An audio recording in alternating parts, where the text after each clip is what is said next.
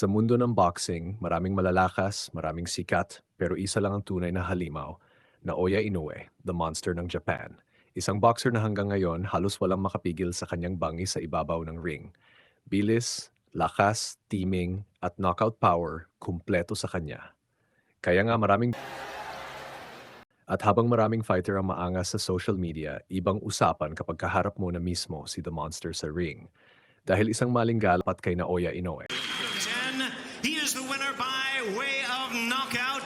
He is now the undefeated, undisputed super bantamweight champion of the world, Naoya the Oo, respetado si Manny Pacquiao bilang alamat ng boxing at isa siya sa pinakamagaling na Pilipinong boxer sa kasaysayan.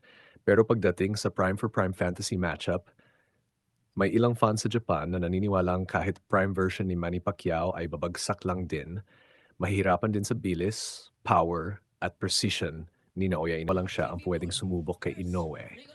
May ilan ding boxing fans ang nagsasabing magiging napakahirap ng laban para sa Pinoy fighter. Dahil para sa kanilang ito, para kay Inoue, dahil sa galaw at timing niya sa ibabaw ng ring.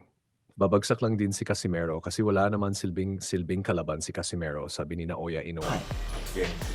もうカシメロ自体に興味はないです。それはもう、はい本心というか、はその煽りとかじゃなくて、そうですね。興味はないです。ただまあ4団体を統一するのに Inoue, at takot naman lumaban si Casimero.